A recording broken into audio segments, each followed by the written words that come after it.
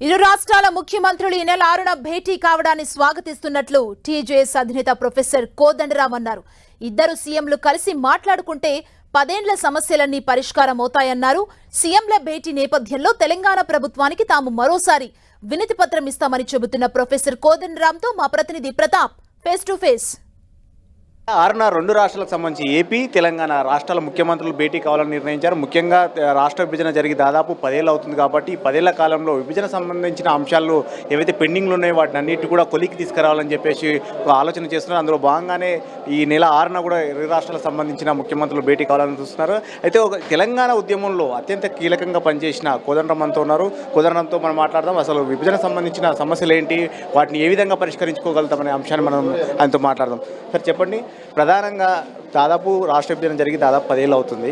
ఈ 10 ఏళ్ళకి సంబంధించి కూడా షీలాబేడి కమిటీ ఏర్పాటు చేశారు. ఆ కమిటీలో కూడా ఇంకా కొన్ని ఇప్పటికీ ఇంకా పెండింగ్లోనే ఉన్నాయి. ఇప్పుడు రాష్ట్రాల ముఖ్యమంత్రులు కూర్చుంటే ఆ సమస్యలు పరిష్కారం అవుతాయంటారు? ఇంకొక మార్గం ఏం లేదు. చట్ట ప్రకారము ఆ కమిటీ పరిష్కారం చేయాలి, లేకపోతే ఇక కేంద్ర ప్రభుత్వం సమావేశం పిలిచి పరిష్కారం చేయాలి చట్టం ప్రకారం. అది కాకపోతే ముఖ్యమంత్రులే కూర్చొని మాట్లాడుకోవాలి. ఇది ఇంత చట్టం చెప్పిన పద్ధతి కానీ మనం అందుబాటులో ఉన్న మార్గం కానీ తప్ప ఇంకోటి లేదు. కానీ గతంలో కేంద్రం పెద్దన్న పాత్ర పోషించింది. హోంమంత్రి ఆధ్వర్యంలో కూడా ఒక షీలాబేడి కమిటీని కూడా వేశారు. ఆ షీలాబేడి కమిటీ ఎందుకు పరిష్కారం చేయలేకపోయింది సార్? ఏ సమస్యలను పరిష్కారం చేయలేక?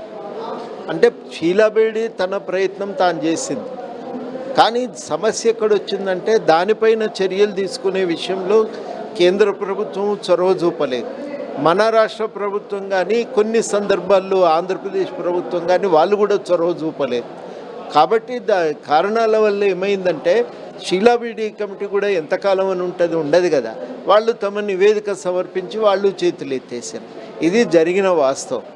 సార్, ప్రధానంగా ఇప్పుడు ఈ షెడ్యూల్ 9లో కానీ 10లో కానీ అపరిష్కృతంగా ఉన్నాయి, ఆ పెండింగ్లో ఉన్నాయి అంటున్నారు కదా. ఇవి ఎందుకు పెండింగ్లో ఉంచాల్సి వచ్చింది సార్?